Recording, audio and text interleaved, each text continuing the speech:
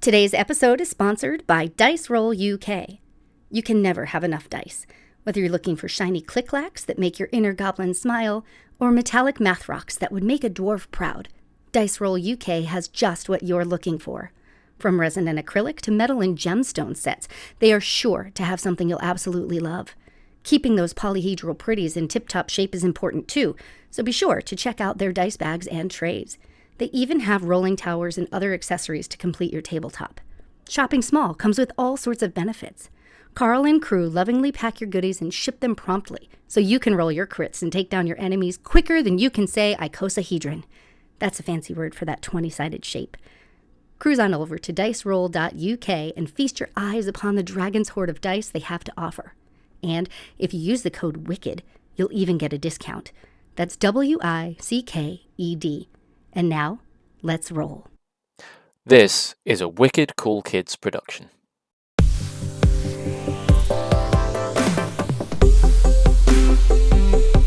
Hello and welcome to another Wicked Cool Kids podcast. My name is Joe, and with me as always I have the wonderful Kristen, Jason and Lee. Hi guys.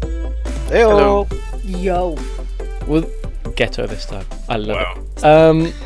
Yeah, it's been a couple of weeks and the sun is out and I'm enjoying it.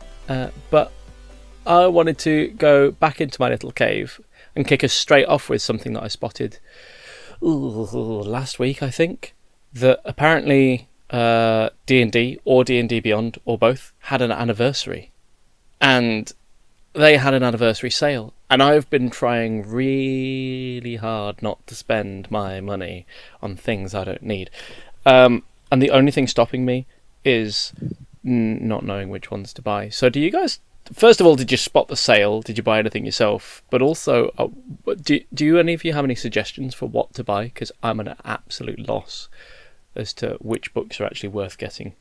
Physical or digital, or both?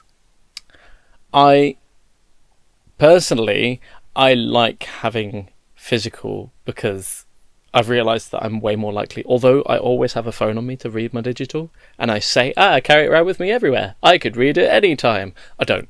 Whereas if I've got a physical one, I leave it on my desk and then occasionally browse through. So yeah, that's same for me. Which is ridiculous, but I find it easy to like pick up a physical one and flick to a random page, and I'm more likely to like read up on a thing.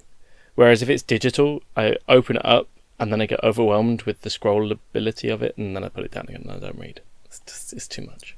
I definitely prefer digital, and I'll often just load it up on my phone in the D&D Beyond app and just read stuff in the night because I'm looking for creatures the next day. The physical book, I like don't have the room for them for one and somewhere to display them. If I had like a little man cave somewhere, then yeah, perfect. Give me all the physical, the books and the models and the figures. But I don't know, maybe it's a generational thing. I'm so used to just accessing. There's an attack right there. Information online, it's like kind of second nature to me. This is the second time today somebody's going to ask you, are you trying to hurt me on purpose? And you're like, I can't say, but yes. Don't be a jerk, I'm not Jason. trying to hurt anybody on purpose. Maybe it's generational. You old people and your aversion to I didn't say old. Yeah, because I mean, different generation than I'm pretty young, and I prefer a physical book over the digital, and the only reason I buy digital is for the content for my players online. And also to make it easier for me when I'm DMing, because it's easier to, if you've got tokens Control already F, right? pre-made, and just fucking pull it all on.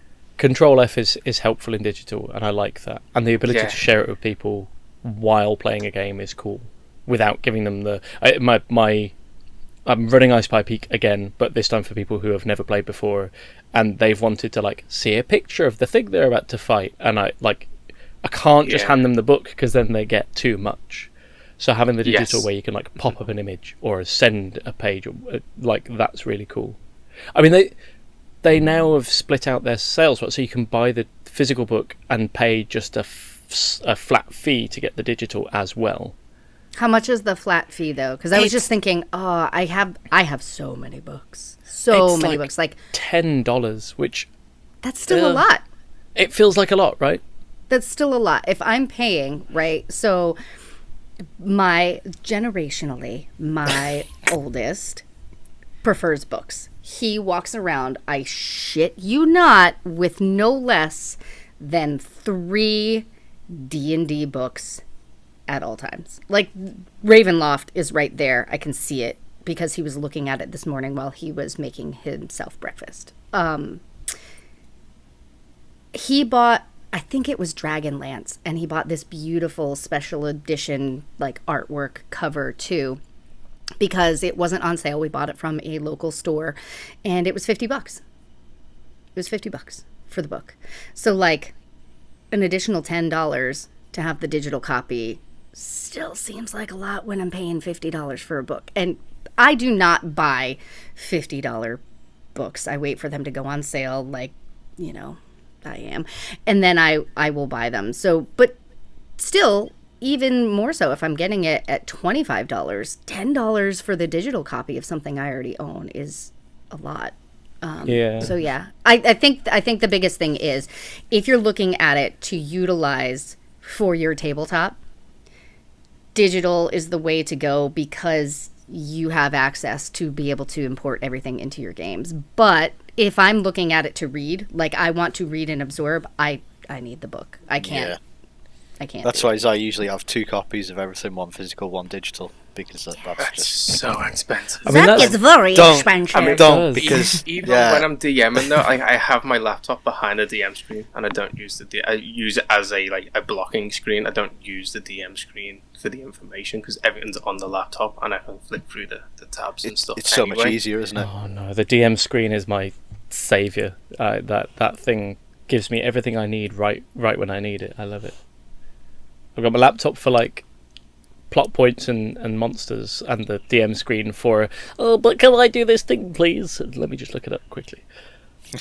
I'm just checking because I might be completely wrong about the flat fee, but I feel like I checked several books, and regardless of price, it felt like the fee was the same. I feel like you're probably right, because I think I looked into it at one point and went, oh, maybe it's worth it to repurchase, and for me it was not. Yeah, unless I guess unless you're actually running games, or you don't, it's not like you need to use them online. You prefer to read them online on the go like that with your Kindle or wherever your e-kids are using nowadays. It's weird though, because I was just thinking to myself, right, at this point, right now, I have 2 copies of the same book that I'm reading. One is a physical copy, and one is on my Kindle, and I'm reading it on my Kindle until my Kindle dies, and then I can't stop, so I have to pick up the physical copy and go that way. But also, if we're being honest, when I fall asleep and the Kindle falls on me, it's a lot less disruptive than a whole ass book smacking me in the face. And these are big books. I mean, for example, the Vecna Eve of Ruin, which is it's showing me dollar prices, but whatever, it's showing me the physical book is $60. The digital book is $30, but if you add both of them, it's $10 for the digital, and so $70. So you save like $10 off each format, basically, which doesn't feel like a lot. I take the stance of, if you've got the physical, you should automatically get the digital anyway, because there's no production fees for them to do that. Like, it's the same company, it's still Hasbro, and I know that they're knobheads and they're just money grabbing these days. And I seen a thing today that they're looking for an AI professional to join the team. So they want someone who's professional at doing like AI music, like content creation, the dialogue kind of stuff, and using like ChatGPT and these art programs, which they said they wouldn't do after they got caught last time using AI art. They're now specifically looking for somebody to do that stuff. And part of me is like, it's why I've not bought anything in this latest sale, because I'm like, I'm not giving these knobheads any more money to screw people over. I totally get it. I just looked at the player's handbook, and at the moment that the digital copy of that book is only $15 because it's on sale. But if you buy the physical one as well, and then do the bunch them in together, then it's $10. So it's whether the book costs $100 or $15, Yeah, I if feel you like buy that's the even more physical- insulting, right? You can get That the physical copy for 15, but to add on the digital copy is $10. Anyway, yeah, no, thank you. Yeah. Yeah, It's a shame. disgusting. I mean, they're not the only company to do it, right? I said last week, my kid's getting into Warhammer, and that is another system where the models themselves are quite expensive anyway. But then on top of that, the codexes and the army books and the rule books are also equally expensive. I'm trying to sort of train him now. That sounds like he's a dog. He's not. Trying to train him now to the mindset that you just like D&D, you don't have to play by their rules. Like, I've got 7th, 8th and 9th edition rule books for Warhammer Fantasy and 40k in my attic right now, and in fact I've got the pocket editions of the 9th edition for both as in my paint box, so we can just play using those rules without anything stopping us. But you go into the store and they kind of imply that you need to play the latest rules because, you know, that's the only way you can use the correct stat blocks for the models that you've bought. And if I'm playing with him, we can just play however we want. As long as you're having fun, that's the main thing, isn't it? Yeah, like, yeah. I always imagine the rules as just guidebooks. You know, like, they're not. Yeah. They're just there to guide you, and then you, as the DM, sort of make the right decisions. For D&D, the rule books are explicitly that. They are only guidebooks. Yeah. You can play the game however you like. Yeah, but by thinking like Warhammer do the same thing. You can buy all the rule books physically or digitally or both, and they do a similar kind of thing. I think this is just a trend in the market where, and I get what you're saying, Jason. And I get what you're saying, Jason, about like there's no more production value, but there is a cost associated with digitalization in terms of. So two things, I guess. The first one is the way that Beyond digitalize their books. They don't just give you a PDF, which would be a perfectly reasonable way to do it.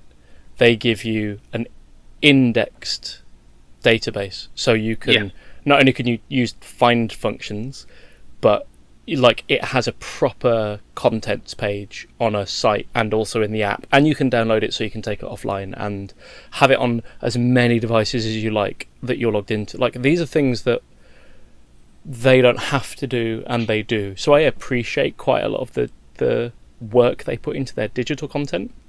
It just bothers me that the content costs so much. When you're like, I don't want to have to buy 2 copies. It feels like buying.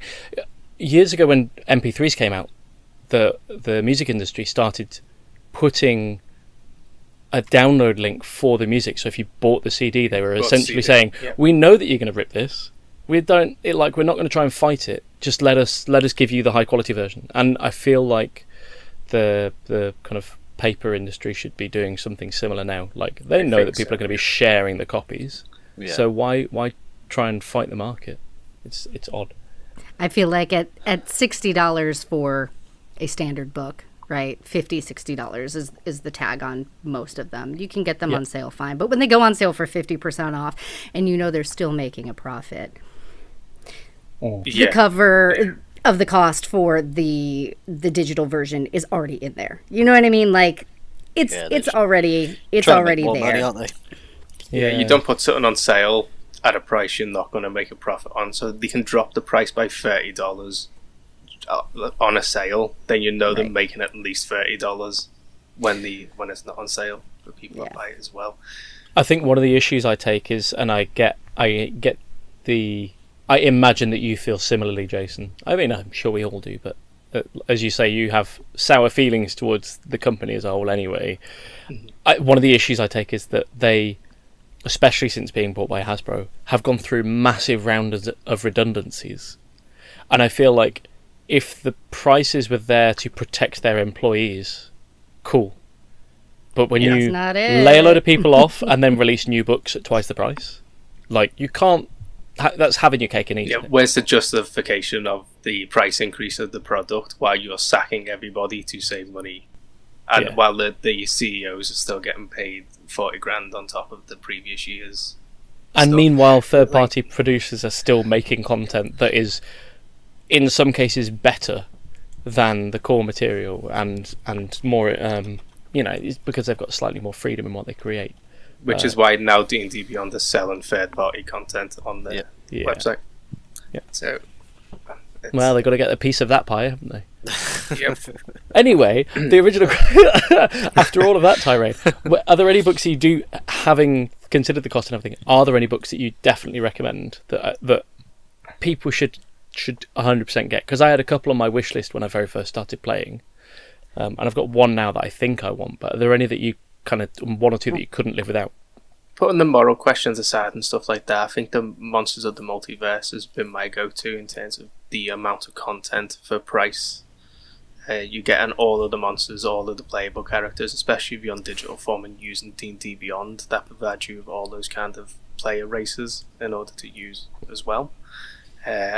New updated versions of the monsters. That it's pretty much just an alignment change for the majority of them, but some others have some key lore changes in there as well, for the bang for buck and the to get the most up-to-date version of the monsters that you're going to be using. The Monsters of the Multiverse is for me been the best value for money. That is 100%. I got to agree with you. That's amazing, because you'd have to split it over Volo's Guide, Player's Handbook, and Xantha's Guide to everything as well.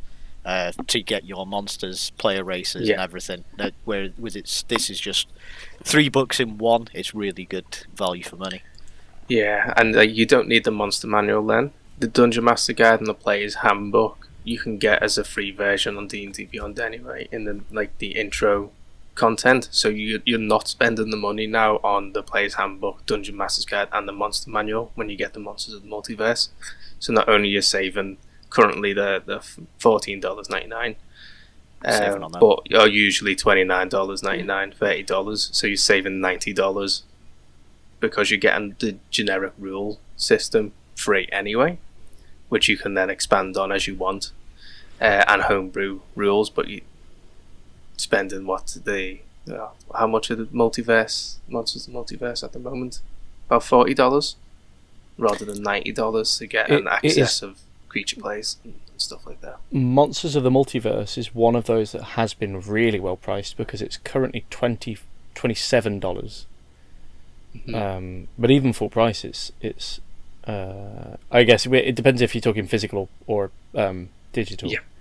But physical, it's like $50 and now down to $45, and digital, it's normally $30 and down to $25. Mm. So it is. You're right. It's full of content and actually quite affordable. Yeah, I found that most of the others since Multiverse are expanded content and use stuff like fluff and filler creatures and items that are just like, oh, here's a bugbear, but this bugbear is a shaman.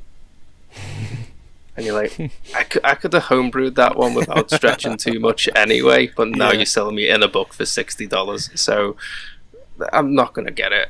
I'm just going to homebrew the creature anyway. I think the other one that you, if it's your sort of jam, I'm going to lead on some Spelljammer. Yeah, that's a good one to grab. Giving you like astral sea travel, spaceship battles and stuff like that, as well as a ton of monsters. I think if you buy, there's like a pack you can get. There's 3 books that come with it. One just tells you about like ship combat and stuff like that. One's a menagerie of monsters, and then there's a load of adventures as well in the 3rd book. So yeah, that's another good one if you like astral sea travel something. But I wouldn't pay too much for that.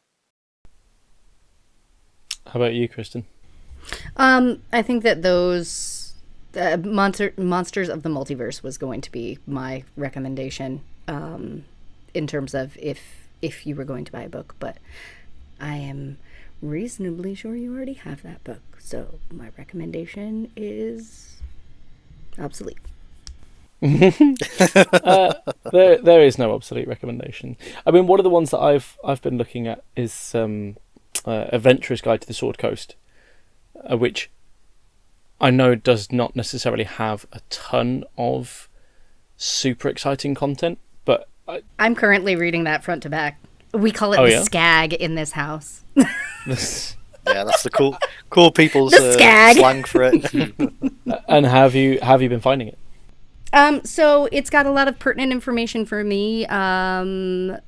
Chet is running us through Storm King's Thunder, but also it has pieces in there about Daggerford, which is where Atuza is from, and I'm building a one-shot off of that, and so I'm using that as a starting point, and then we're going into the forest from there. And so I just it happens to be relevant to me, and I am a person who likes to deep dive and have information that just is constantly linking to things that probably nobody else has ever even realized, that I just weave a tangled web for myself for no reason. But yeah, it's got a lot of great information, and as I read through it, I'm just like amazed that this and all of it, there's so much to this universe, and it came from somebody's head. I mean, at this point it's multiple people's brains, but like the lore and the pantheons and for everything, it just continues to amaze me, because it feels so fleshed out, like it's real, like there's real history in there. And people just made it up. I don't know. I mean, we could go into how like some of the history books we read, some of that shit's made up too, but that's a conversation for a different time. Yeah. No, but I think a lot of the suggestions are going to be what kind of style of game that you want to run, though, as well. For example, the Spelljammers one is very much if you want something like Guardians of the Galaxy D&D style Spelljammer, perfect setting for that, go for that one. You get a lot of that content of the spaceships and how they work and all that kind of lore, and then monsters that you might encounter out in a space-like setting. Sword Coast is like your classic D&D Lord of the Rings vibe. These small villages all have these problems that lead up to one big scenario, and they have these creatures that do that. Fantastic. If you're looking a little bit more like gothic horror, you're looking at more of a Ravenloft book. So it depends what game you like to run. It depends on would determine my answer to your question, really, Joe, because I'd have to have to know what you'd like to run. There are definitely some niche books like Ravenloft, right? Or the Mythic Odyssey of Pharos, if you go into that Greek Roman kind of vibe. Yep. If you're looking for kind of a catch-all, then obviously that's going to be a different answer. But yeah, that makes sense. I mean, I think if I was talking to someone completely brand new to it, aside from the I've said many times now, when I first got started, I bought the starter set for the boy, and then that came with Dragons of Icespire Peak and a bunch of other things, but fundamentally the key piece in that was Dragons of Icespire Peak, which I have now run several times. I've also played part of it for someone who wanted to try running it, and it, like, value for money, that book is $15. I think you can get it for £10 British. It's not on sale. That's just how much it costs. And it has everything you need as a new DM to run a game. And it, like, including background for the Sword Coast, enough for you to kind of get an idea of how to get into the game. I've been super impressed with it. Of all the content I've seen, it's just a really well laid out book. And then because I ran that, some of my players were wonderful and bought me some more books, which I've then used and read into, but they've helped me expand on what I already had, which is awesome. So if there was anyone just starting and wanting to get into it, I can't recommend that book enough. Also keep in mind that there are a lot of free resources.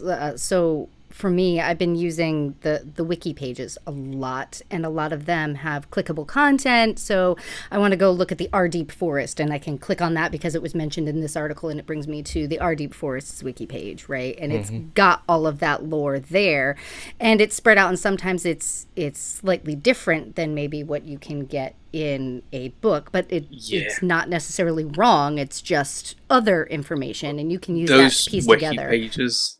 They use a lot of the information from past versions as well when you're doing like comic books and weekly releases for like small one shots and things. So a lot of that information is accumulated since like when was it, like the 70s or whatever it came out. So you're getting all that deep lore from history rather than just what you're limited to in the newer books. stuff. Yeah, I like that because, so for instance, like I played a Furbolg as one of my first characters. We've talked about her several times, like sweet little Cora. And when I was first researching her, I realized that Furbolgs originally were not what they are now. They were not those like cow people. It was basically a big Viking person. Even in D&D. And so when I was creating her, I took a little bit of that old lore and mixed it in with the new lore that they've got and made who she is, which I think helped kind of flesh her out for me, but also make her unique because it's that forgotten stuff that's no longer being pushed forward by the published content that you can still really use to build upon in your characters. So anyway, that's it. Yeah, I can't keep coming back to it enough. The number of times I've said that, like, I want to do a thing, and I go, like a DM asks me what my new character is going to be for the next whatever. And I say, I think it's going to be this, and they're always just like, yeah, cool, okay. I'm always expecting someone to push back. Like when I first created Scratch for Curse of Strahd, there was lots of mixed and misinformation about Kenku's. And she essentially, even though Strahd's quite in terms of D&D, fairly serious and straight-lined campaign setting, she was pretty flexible in what I could do with Scratch, and we just worked at it together from that point. So yeah, the whole adapting lore and using what you have available to you, and just, I mean, ultimately your character can kind of come from anywhere, and you can work out how to make it work. So it's cool. I look forward to perusing the books again and probably not buying anything because I'm a cheapskate. but thanks for the advice. All right, so thinking about characters and D&D and games and all that kind of stuff, I've been curious, and I've meant to ask it over the past several episodes and just haven't. What is, in any of the games that you play or run or anything, what has been your favorite recent moment in any of your games? For any of your characters, somebody else's character, just what is something that kind of sticks out as fun or serious, or like you've found some growth in it? Anything that just kind of has sat with you? As what? Player, DM? Both, whatever. Just memorable moment from a D&D game. Don't think about it too much. Just answer it. I've already thought about it too much. There's quite a few. I mean, the first one that comes to mind is the obsession. Well, I wouldn't say obsession, but the relationship that my character has with Chet's character, Mirko, where he's started drawing these naughty little drawings of Mirko and the rest of the group, and yeah, that just came from your character role playing with my character, and we've ran with it. And yeah, it's interesting because I've been just like doodling away sometimes, and then I'll just pop them in the chat. And you just think of it. I'm just going to explain to everybody who is not involved in it. So Lee and myself and Joe and then Chet are currently playing Tomb of Annihilation, run by the Tall Tom. If you haven't checked out the interviews, plural, with him, you should do that. But I was trying to take a book that I had Lee's character steal for us because I thought it might have some useful information. And when we were role-playing, I pretended like, because his character was blind, I pretended like he gave me the wrong book, and it was a sketchbook of him just doodling the rest of our characters like naked or in poses, compromising positions, right? And Lee just took it and ran with it, and now, he's got a book. And also, by the way, he may have a crush on one of the characters involved. And it's just now a thing. And I talked about it with Chet afterwards, and I say I just love so much how flexible as a group we are, but I think you and I at this point, because we have a rapport, and this isn't something I don't think that 3 years ago you would have taken and run with, but growth in you, like it was so fun. I was like, I'm going to put him on the spot, and you're like, fuck you, Kristen, you can't embarrass me. I'm just going to take it and run with it. I'm going to make it even more awkward. Yeah. One of my favourite things about that whole scenario is that Tom also ran with it. Yeah. And he's like, even Death, who is just an NPC companion that is rolling around with us, also has these little, like, similar tendencies, quirks, conversations. It's become, in a very, very dark and serious campaign setting. Yeah, there's these moments of light, which are great I fun. knew I was in trouble when Tom messaged me and he said, I need you to give me 3 NPCs from your backstory. Yep. And I gave him 3 NPCs from my backstory, and in true Kristen style, he said like just a sentence or 2 about them, and I gave not a full page essay on each one of them. Page each, yeah. But it was definitely at least 1 paragraph to 2 paragraphs long for each one of them. Also with a picture and, whatever. So, yeah, Death was one of those people. And the first time he showed up, I was like, you've got to be fucking kidding me. Like, out of all of the ones that I gave him one that was an ally, one was a mentor, and one was my friggin' nemesis. And of course, he picked my nemesis to show up. And he's done a great job breathing life into Death. That sounds funny. Yeah. But yeah. Nice. Anyway, all right. Joe, since you had one, go. The one that came immediately to mind, sprang into my head, was Joff. So I have a character called Joff. He's an idiot paladin who worships the Blue Mother. And from its conception, to be honest, Joff might be the one character that I christened. When I built Joff, I had a full-on backstory. I knew who the Blue Mother was. I still have information that you guys don't know because I thought about it in advance. And you might have won me over with all of that, by the way, because releasing bits of information and for the first, I don't know, 6 sessions, I was almost disappointed that none of this information was coming to light. That he had such a ridiculous relationship with this Blue Mother that he worshipped, and everything that he does and wants is blue. Turns out the Blue Mother, by the way, not really a goddess, but he worships her, and the power of belief is enough sometimes. The day that the revelation in the party where he explained his first experience with the Blue Mother and his poor dearly departed wife. And all the things that surrounded that whole that was just wonderful. It was really fun for me and you guys. I expected you honestly everyone by surprise. We all went. I'm like full on breaks.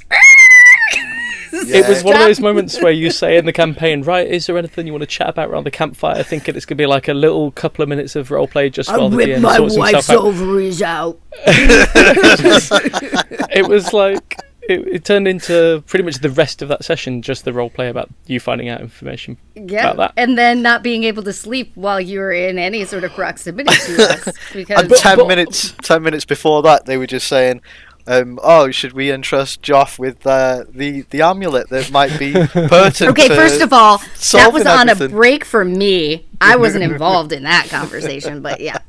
They're like, there's nothing he can do. He's not a bumbling idiot. What's the worst that can happen?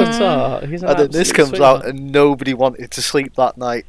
The thing is, you guys got just enough information for the whole story to be horrifying, but stopped short of finding out any real deep truths about it. So there's loads of stuff that would make the whole situation seem better, but you just haven't.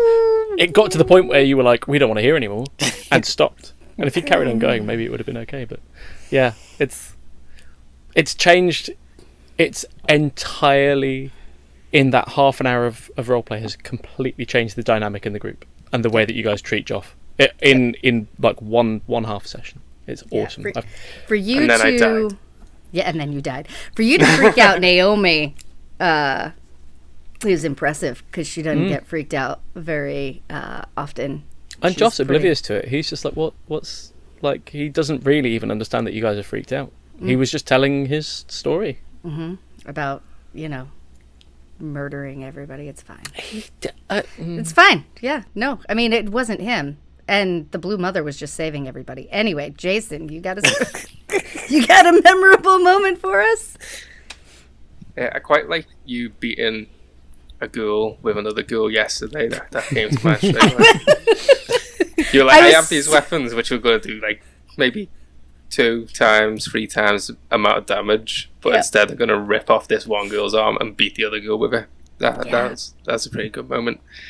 Also, when I ran that intro game for a couple of people the other week, and Nathan just completely turned around and betrayed every single one of them. And their faces, like I'd know what faces they were pulling just from the sounds they were making through the microphone online as soon as they realised he was just fucking getting out of there.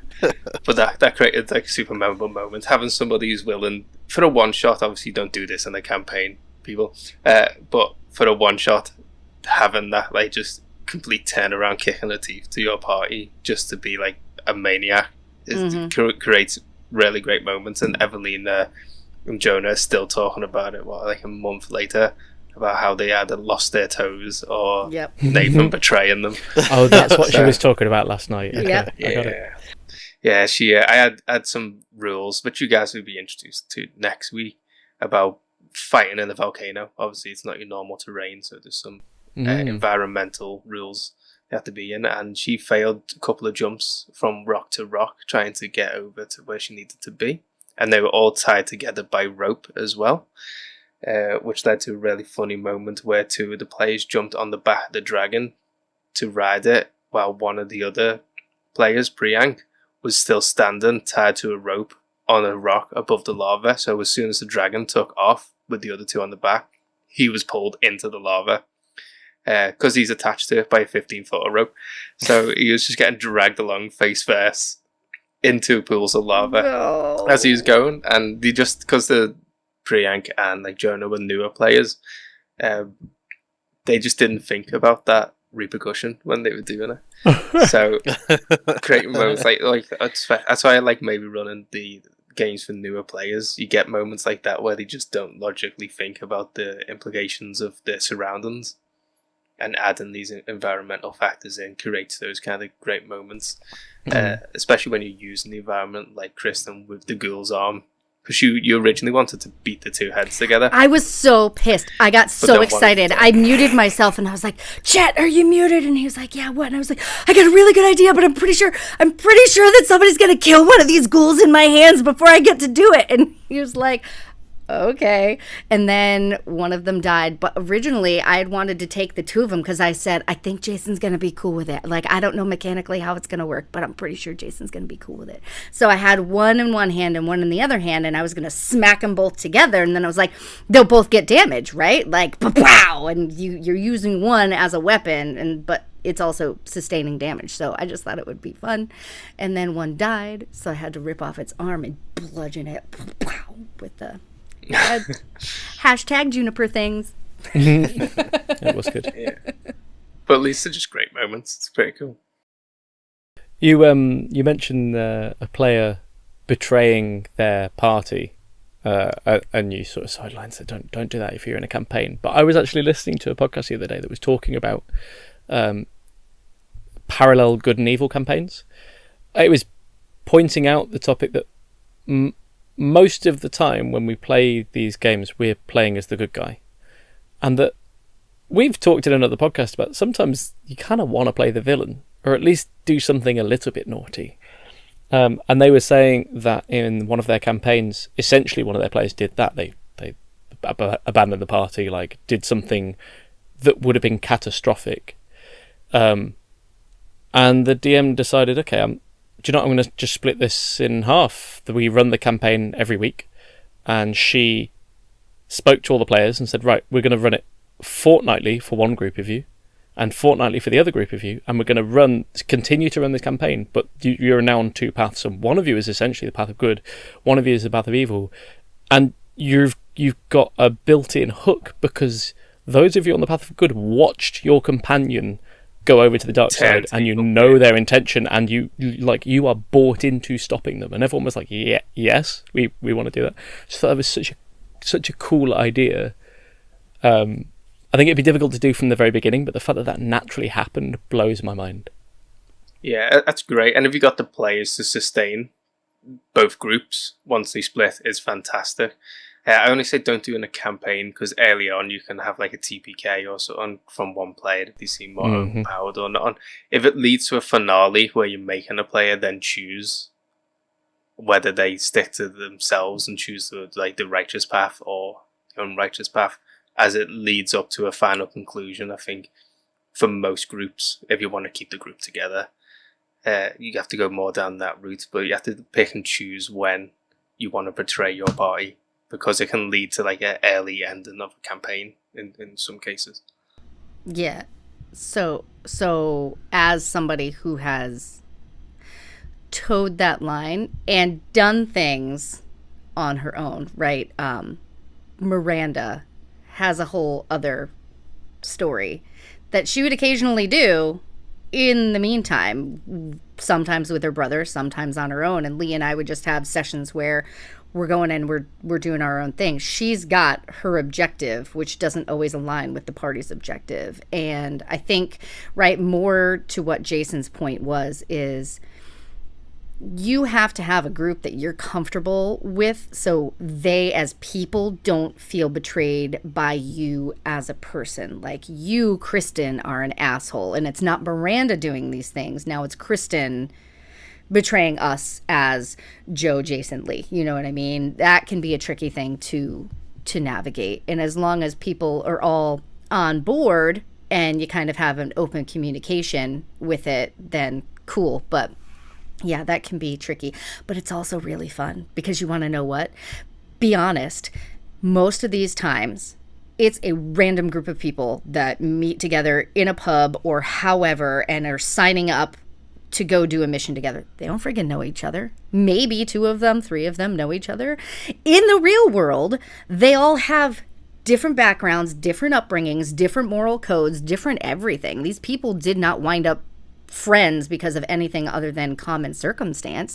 And that's going to happen more often than not. You know what I mean? Like, ooh, well, this person saw that bucket of shiny coins. Don't touch it because that's not yours. Well, that's not who I am. I'm going to go steal them because that's who I am. And then that creates a whole host of potential problems for your party, right? But that is more realistic than, okay, well, I mean, my party doesn't really want me to go steal those things, so I'm not going to go steal those things, even though I really want to steal those things.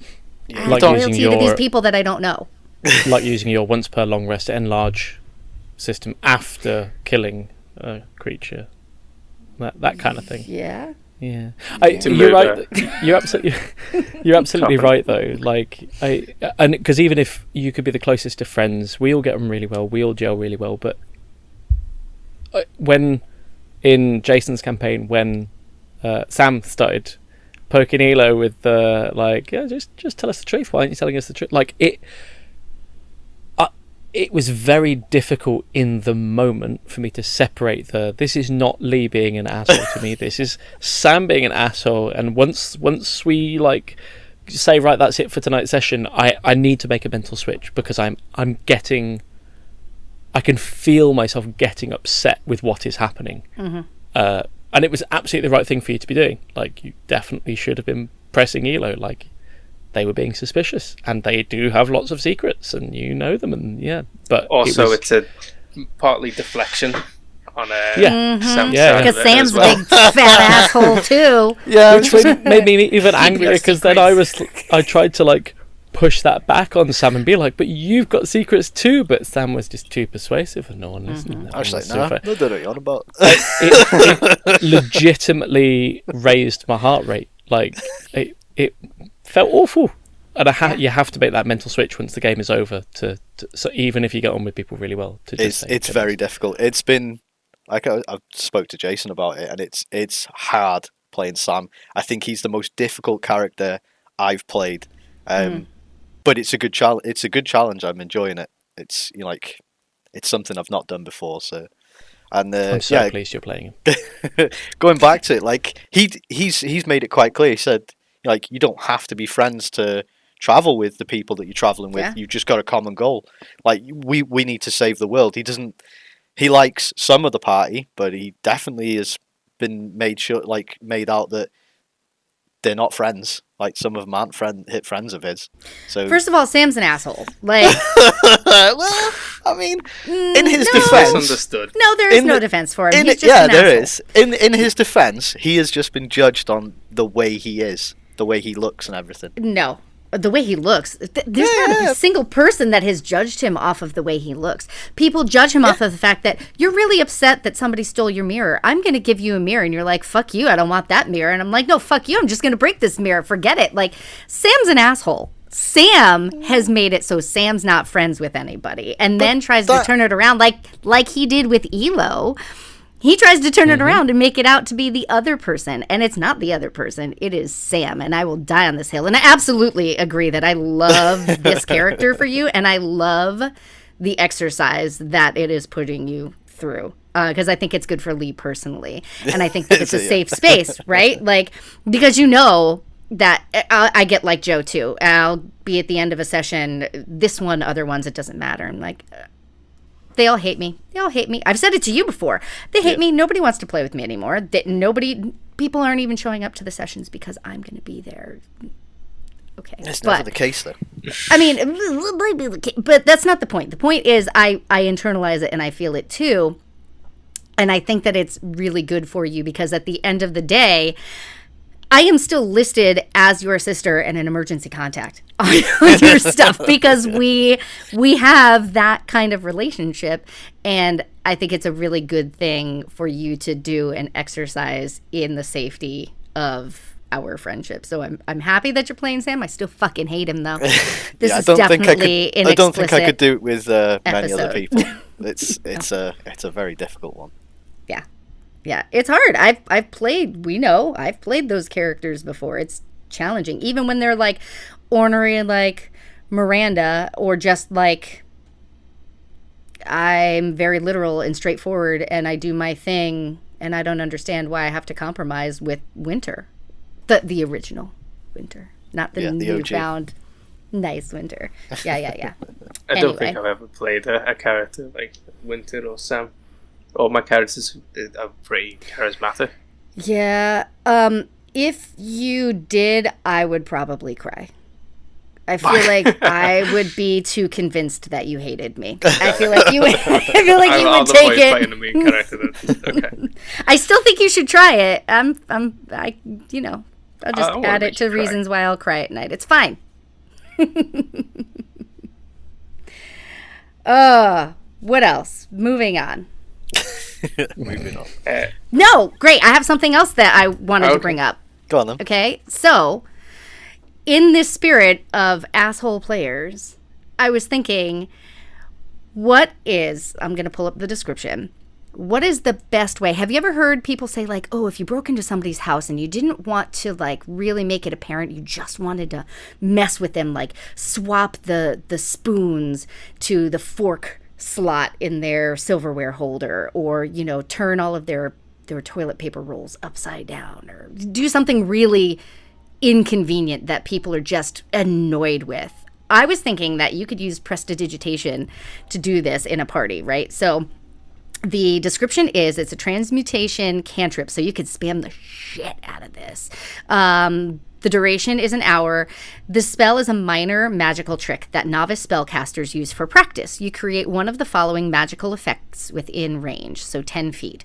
You create an instantaneous, harmless sensory effect, such as a shower of sparks, a puff of wind, faint musical notes, or an odd odor. You instantaneously light or snuff out a candle, torch, or small campfire. You instantaneously clean or soil an object no larger than 1 cubic foot. You chill, warm, or flavor up to 1 cubic foot of non-living material for an hour. You make a color, a small mark, or a symbol appear on an object for a surface for 1 hour. You create a non-magical trinket or an illusory image that can fit in your hand and that lasts until the end of your next turn, so 6 seconds. You can have up to 3 of its non-instantaneous effects active at one time, and you can dismiss each effect as an action. So what are ways that you could think of to annoy the hell out of your party, right? Like somebody who really likes beer, every time they take a sip of their beer, their beer doesn't taste like beer anymore. It tastes like water, or it tastes like coffee, or I don't know, mud. I did this. You already did it. Yes, so instead of cooling down my bathtub constantly, what are some other mischievous ways that you can... You can make sounds and stuff. I'd just like if I was at the back of the party, making the sounds of like buzzing flies around people. And they'd be just constantly like looking around, Mosquitoes. or in their room when they're trying to sleep like a mosquito, and like, fucking hell, I gotta get up and look for where that is again. So I actually had this thought last night. Yeah, last night when we were playing, because I think I'm the only one in our party that doesn't have dark vision, and Correct. I needed to light a torch in order to be able to see. So I did that, and then I only have like 3 spells available to me, and one of them is prestidigitation, where you can snuff out a torch. Mm-hmm. And as I did it, thought some assholes I wondered if maybe Sam had it. And my instant thought was, I'm going to light this torch, and someone's going to snuff it out, and I'm just going to spend my entire time, because I had to use a whole action at the start of combat just so I could see. Yeah. And I was like, some asshole's just going to snuff this out, and I'm not going to be able to see anything for the next hour of the session. That would be commitment during a battle, during combat, for somebody to use their whole action to snuff out your torch to screw you over. I would take wouldn't it? meta magic adept just so I can quicken spells, just so I could be able to do that and still be effective. Bonus action, fuck you, Elo. The question is, would you do that out loud, or would you be messaging Jason on the sly to say, oh, by the way, for my bonus action, I would? I could use subtle spell as well, and then you wouldn't even notice. So it wouldn't even look like I was doing it, because I was still doing run my out of time. sorcery points at some point. Yeah, but they come back I can convert on a short rest and stuff, coffee lock and all that. But yes, that would be pretty irritating. Even out of combat, like going through that cave system with a torch constantly going out on me would be really irritating. Yeah, definitely. That's the first thing I thought of. Somebody just constantly like light, it's out. Well, what the hell? And the first couple times you think, that's weird, and you keep doing it, and then like third time you realize somebody's messing with you, but you don't know who it is. I think I'd go more subtle and change like colours of things that I'm wearing or other people are wearing, and just never mention the colour change at all, and just pretend like it's always been whatever colour they're currently seeing. Wasn't that shirt purple? No, it's always been green. I don't know what you know, it's okay. I'd like you can try and get in their head a little bit to make them feel like they're going crazy. Wasn't your hair long? Yes, no. It's always been a buzz cut. Yeah. Oh god, the party of gaslighters. Yeah. Don't want to be involved in that. Thank you. I mean, if you think fast enough, you could even like prestidigitate pictures and photos as well, right? So if someone pulled out a picture and like, look, we had a portrait done last week, and look, you have long, short hair. What? And I feel like if you have the right DM, like if you took it to somebody like, oh, I don't know, Jason, and you're like, I really just want to mess with this person, all of a sudden prestidigitation and its parameters would be severely expanded. Like, yeah, I mean, that's not technically in the spell description, but I like the way you're messing with this person, so I'll allow it. Rule of cool, as long as it's not breaking the game, right? Yeah. Just your players' spirits, that's fine. Yeah. Anyway. Make them second guess themselves. Mm-hmm. Anyway, I'm looking forward to see what you guys think last pod's monster is. So I'll let Lee go last again, since he's our victor so far. I think Lee's on 3 for 3. Joe's got 1. Kristen is currently on 0. I had 1. I got maybe you want 1. the Joe got half. Devourer. Yeah, Joe got half a point, didn't he? I got a half. Joe got half a point, yeah. Okay, so the last pod's one, I'll give that description and we can go through the answers. And we go with Kristen first. Okay, you got it written down, have you? Okay. Yeah. So, one glance at one of these aberrations is enough to assess its foul and otherworldly nature. Aggressive, hateful, and greedy, these aberrations dismiss all other creatures as lesser beings, toying with them or destroying them as they choose. Their spheroid body levitates at all times, and its great bulging eye sits above a wide 2 feet more, while smaller eye stalks that crown its body twist and turn to keep its foes in sight. Kristen, what is your guess? Beholder. Nice. Beauty. It's in the eye of the beholder. Joe? Yeah, I had the same and got really excited because we're potentially about to fight one. We're definitely about to fight one. We're definitely about to, yeah. It's there. The timing was impeccable. And Lee? Yeah, they butchered the pronunciation because it's beholder, but you know. Beholder? Beholder? Beholder. The gentleman who holds bees. Yeah. Oh, a beholder. Got it. Yeah, a beholder. Listen, I'm allergic to bees, so that will not be my profession. So, Thank you. Yeah, that was my guess. I did think it could have been, like, you know, there's a few, like, Spectre and stuff like that.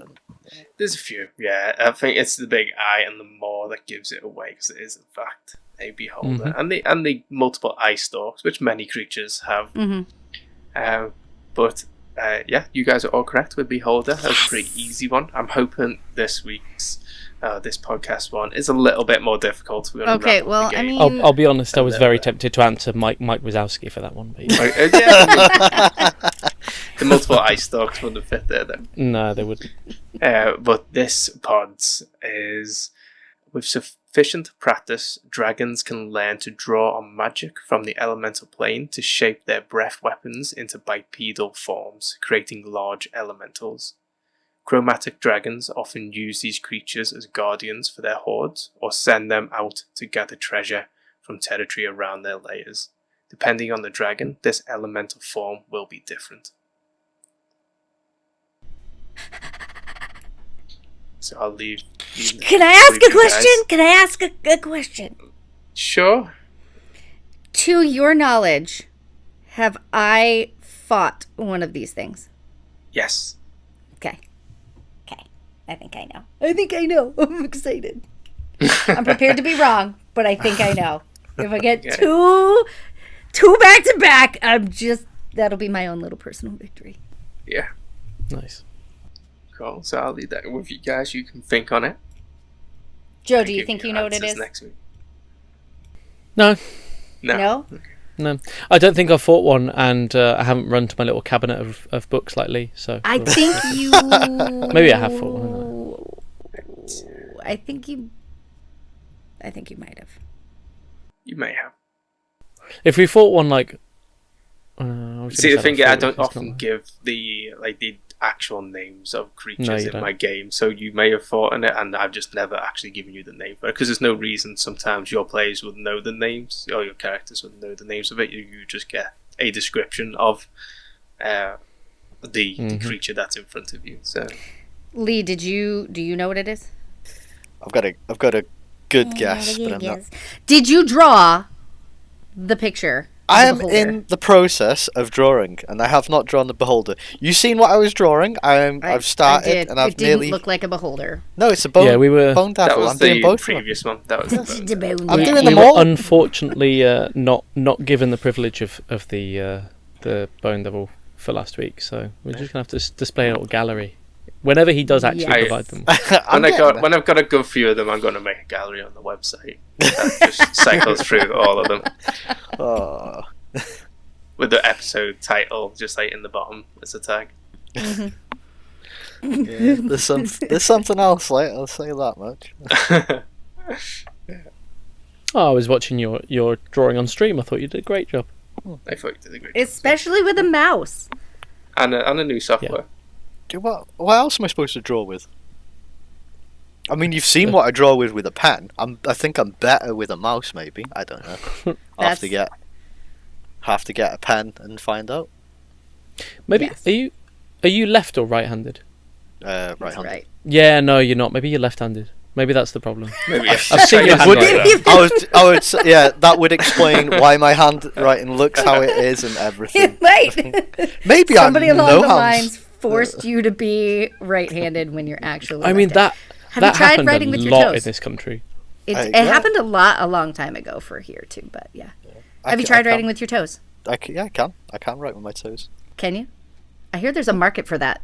Is We're there? missing out your most dexterous body part, Lee. Have you tried Okay, writing with your right. ass? I could give that Stick a a go. pen up there, Yeah. give it a squat, see what comes. Give it a I squat. might do that after. We'll see. I'll draw the curtains and give it a go. See what art I can produce. Get it. Oh, you're denying the world the preview. Your of your neighbors might pay good money for that.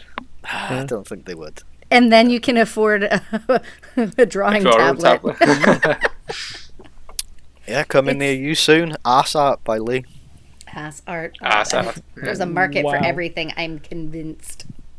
Oh, There is. on that beautiful image, I think it might be time to end. I'm really Me too. sad, but hey. Ugh. That's yeah, because I'm you gonna- don't I'm want anything else to taint your memory. It's something like that, yeah. I'm not going What's to go. been left? We're going to leave ourselves and the audience with this thought. And, Yeah, I'm going to go get pipe cleaners and try and clean my brain. Thanks for listening, everyone, and thanks for joining me, guys. It was fun. If any of you listening have any artwork you want to share of the monsters that Jason's been describing, please share it with us on Discord. That would be so cool. Yeah, it that would would. be awesome. Any questions, any comments, leave them in the comments below. And yeah, we'll see you next time. If you can't be cool, what should you be? Probably wicked. Wicked. Yeah. WCK. See you next time, guys. Bye. Boy. Bye. Wherever you found us today, don't forget to like and subscribe for more great content. And if you want to find out more about what we do, how to support us, pick up some merch and find links to our friends like JB Media, visit us at wickedcoolkids.co.uk.